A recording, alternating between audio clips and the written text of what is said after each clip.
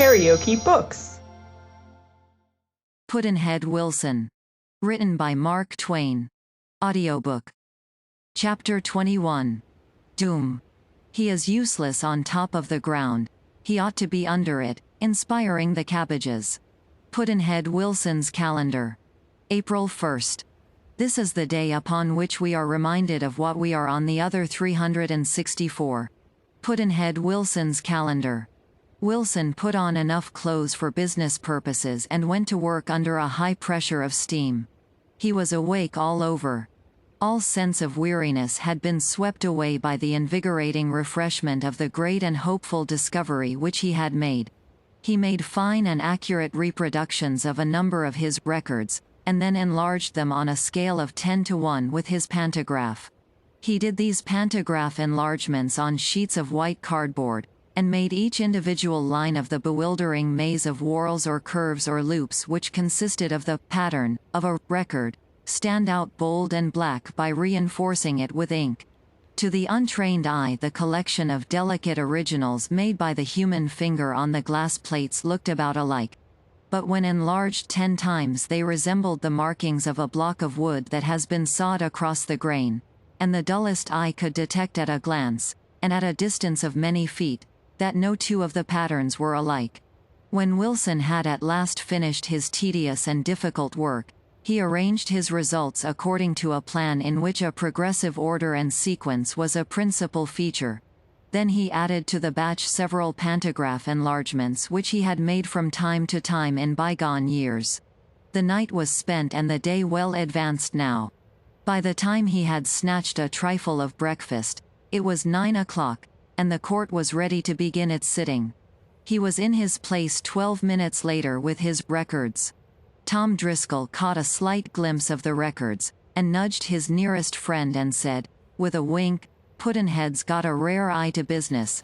Thinks that as long as he can't win his case, it's at least a noble good chance to advertise his window palace decorations without any expense." Wilson was informed that his witnesses had been delayed, but would arrive presently. But he rose and said he should probably not have occasion to make use of their testimony. An amused murmur ran through the room. "It's a clean back down. He gives up without hitting a lick." Wilson continued, "I have other testimony, and better." This compelled interest, and evoked murmurs of surprise that had a detectable ingredient of disappointment in them. "If I seem to be springing this evidence upon the court, I offer as my justification for this, that I did not discover its existence until late last night, and have been engaged in examining and classifying it ever since, until half an hour ago. I shall offer it presently, but first I wish to say a few preliminary words.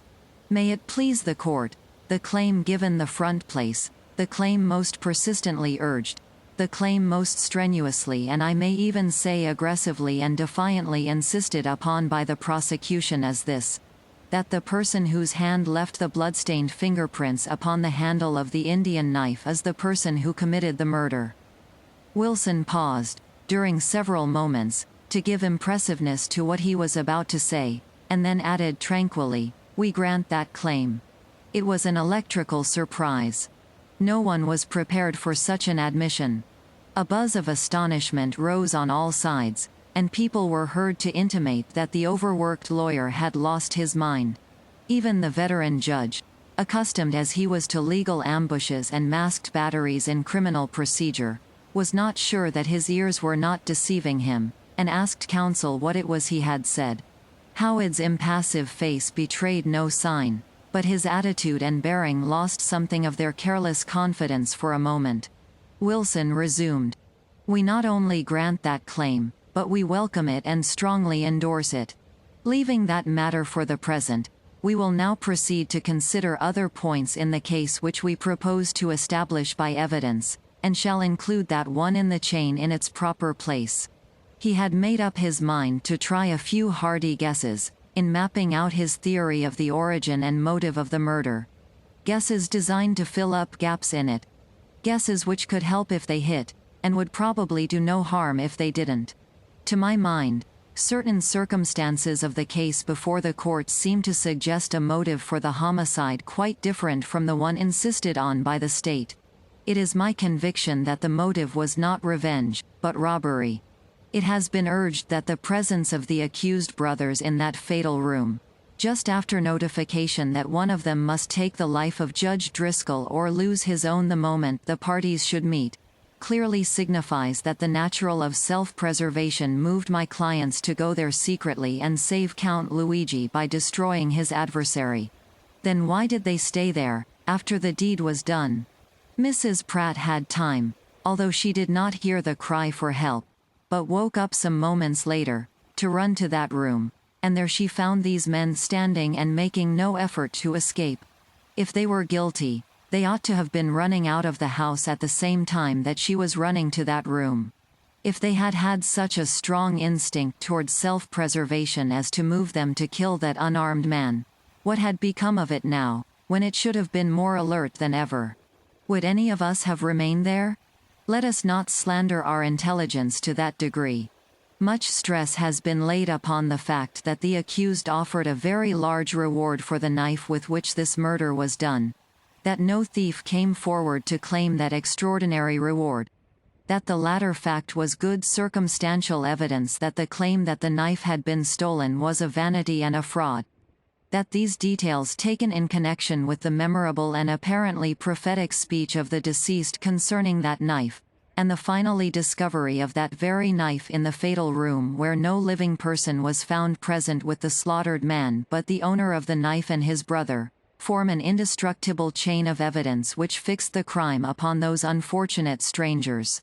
But I shall presently ask to be sworn, and shall testify that there was a large reward offered for the thief, also, and it was offered secretly and not advertised. That this fact was indiscreetly mentioned, or at least tacitly admitted, in what was supposed to be safe circumstances, but may not have been. The thief may have been present himself.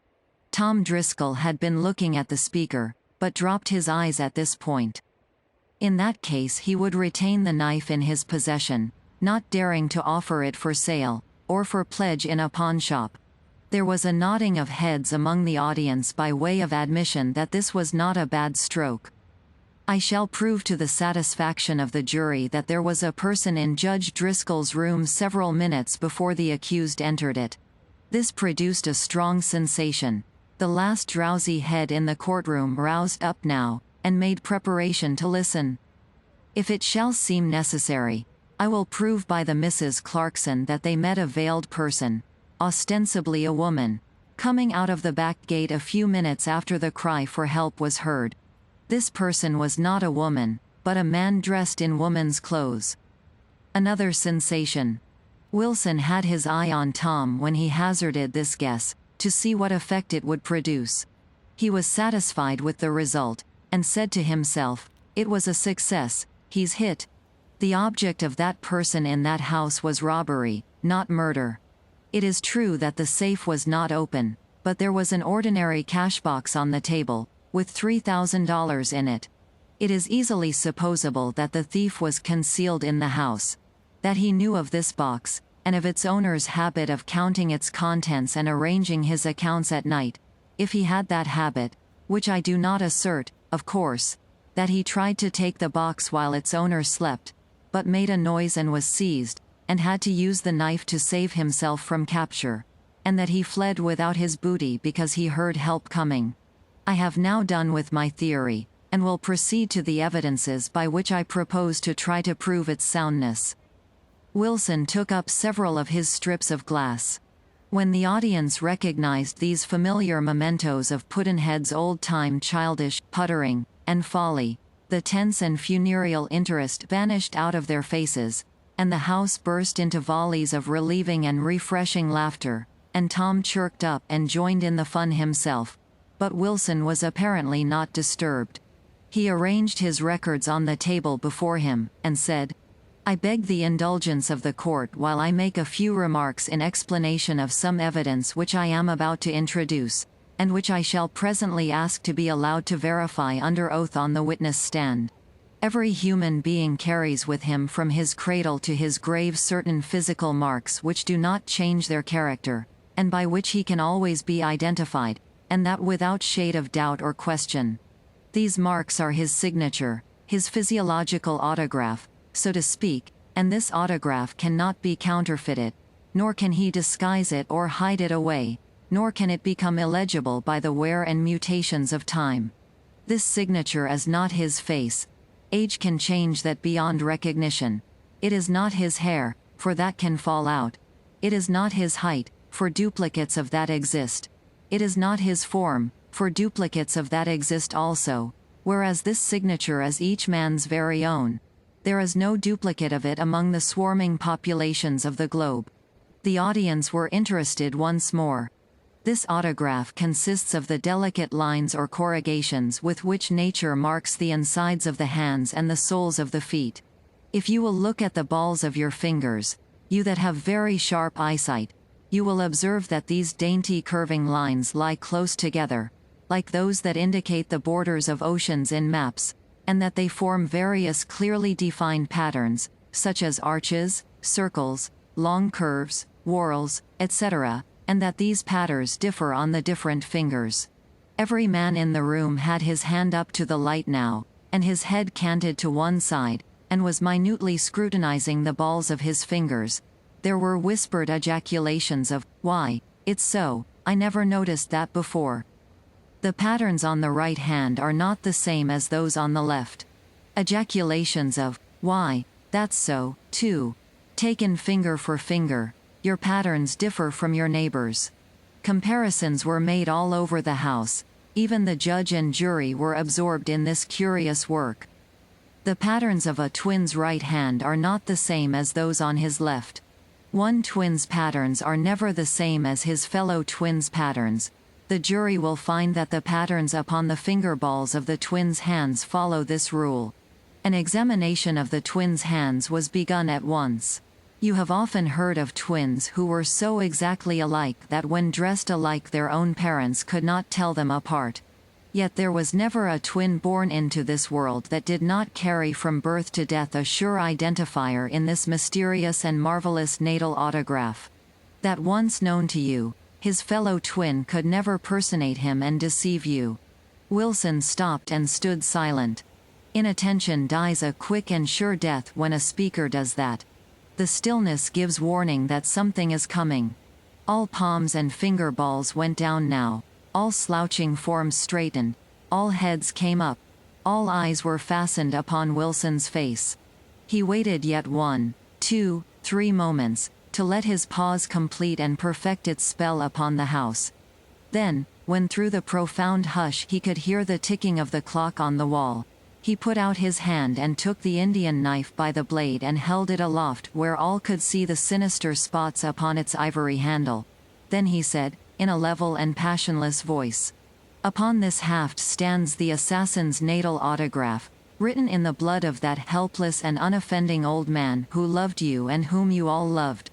There is but one man in the whole earth whose hand can duplicate that crimson sign." He paused and raised his eyes to the pendulum swinging back and forth. "And please God we will produce that man in this room before the clock strikes noon." Stunned, distraught, unconscious of its own movement, the house half rose, as if expecting to see the murderer appear at the door, and a breeze of muttered ejaculations swept the place. "Order in the court. Sit down." This from the sheriff.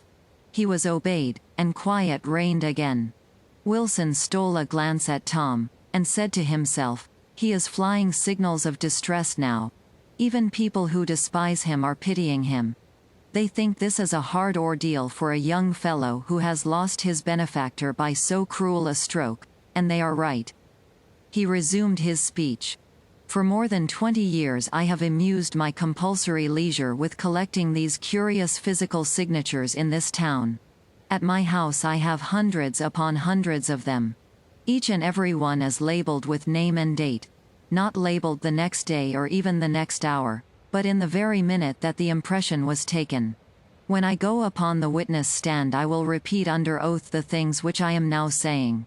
I have the fingerprints of the court, the sheriff, and every member of the jury. There is hardly a person in this room, white or black, whose natal signature I cannot produce, and not one of them can so disguise himself that I cannot pick him out from a multitude of his fellow creatures and unerringly identify him by his hands. And if he and I should live to be 100, I could still do it. The interest of the audience was steadily deepening now. I have studied some of these signatures so much that I know them as well as the bank cashier knows the autograph of his oldest customer.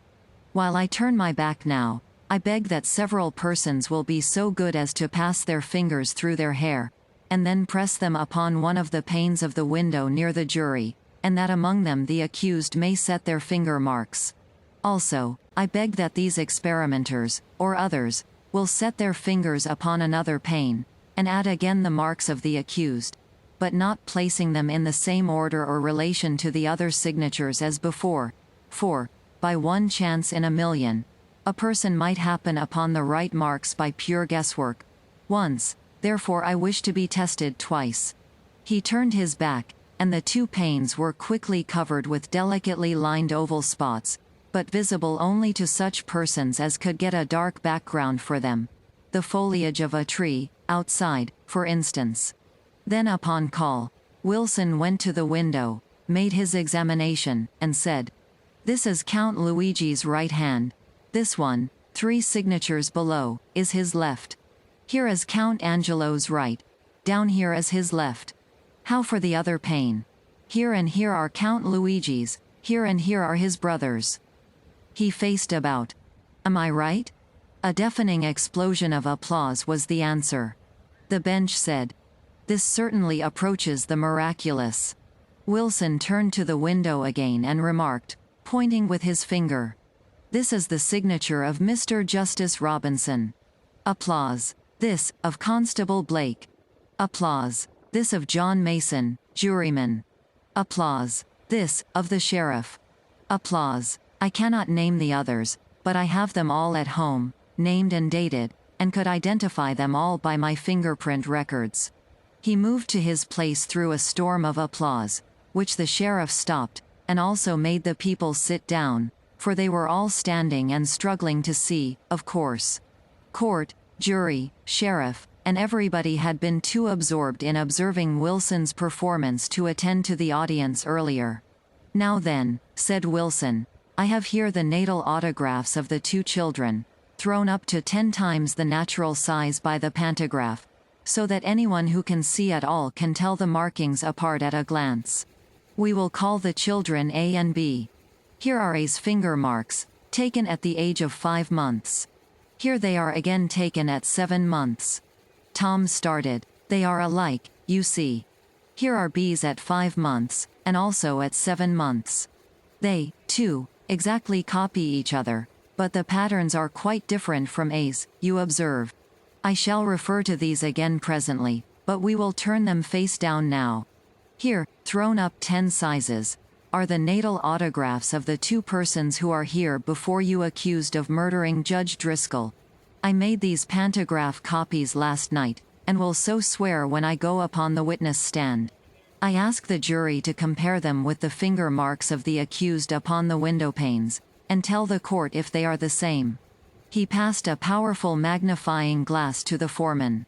One juryman after another took the cardboard and the glass and made the comparison. Then the foreman said to the judge, "Your Honor, we are all agreed that they are identical."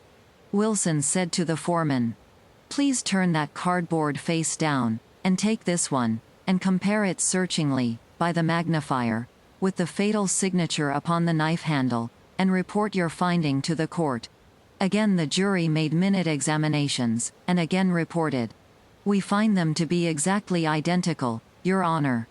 Wilson turned toward the counsel for the prosecution, and there was a clearly recognizable note of warning in his voice when he said, "May it please the court, the state has claimed, strenuously and persistently, that the blood-stained fingerprints upon that knife handle were left there by the assassin of Judge Driscoll.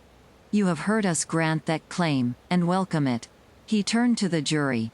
"Compare the fingerprints of the accused with the fingerprints left by the assassin, and report." The comparison began. As it proceeded, all movement and all sound ceased, and the deep silence of an absorbed and waiting suspense settled upon the house. And when at last the words came, "They do not even resemble," a thundercrash of applause followed and the house sprang to its feet, but was quickly repressed by official force and brought to order again. Tom was altering his position every few minutes now, but none of his changes brought repose nor any small trifle of comfort.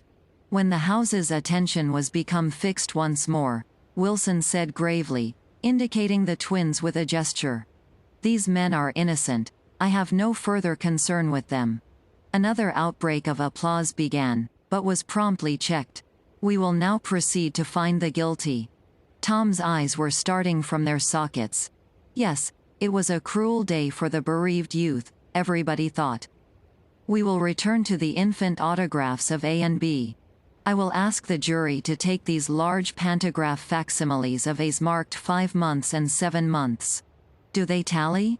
The foreman responded, "Perfectly.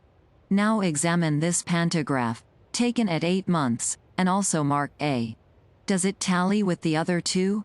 The surprised response was, "No, they differ widely."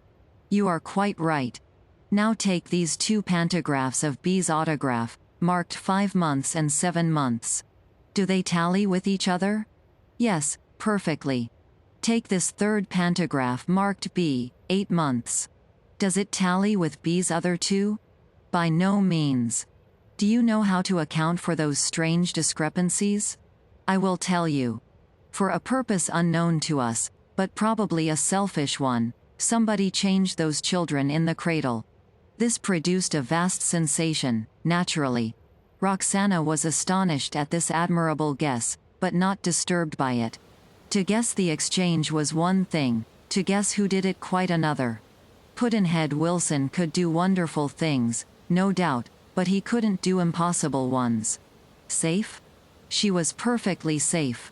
She smiled privately. Between the ages of 7 months and 8 months those children were changed in the cradle. He made one of this effect collecting pauses, and added, "And the person who did it is in this house." Roxy's pulses stood still. The house was thrilled as with an electric shock, and the people half rose as if to seek a glimpse of the person who had made that exchange. Tom was growing limp. The life seemed oozing out of him. Wilson resumed. A was put into B's cradle in the nursery. B was transferred to the kitchen and became a Negro and a slave. Sensation. Confusion of angry ejaculations. But within a quarter of an hour he will stand before you white and free. Burst of applause, checked by the officers. From 7 months onward until now, A has still been a usurper, and in my finger record he bears B's name. Here is his pantograph at the age of 12. Compare it with the assassin's signature upon the knife handle. Do they tally? The foreman answered. To the minutest detail. Wilson said, solemnly. The murderer of your friend and mine, York Driscoll of the generous hand and the kindly spirit, sits in among you. Valet de chambre, Negro and slave, falsely called Thomas A. Becket Driscoll. Make upon the window the fingerprints that will hang you. Tom turned his ashen face imploring toward the speaker, made some impotent movements with his white lips, then slid limp and lifeless to the floor. Wilson broke the odd silence with the words, "There is no need. He has confessed." Roxy flung herself upon her knees, covered her face with her hands, and out through her sobs the words struggled. "De Lord have mercy on me. Po, miserable sinner dat I is." The clock struck 12. The court rose. The new prisoner, handcuffed, was removed. KaraokeBooks.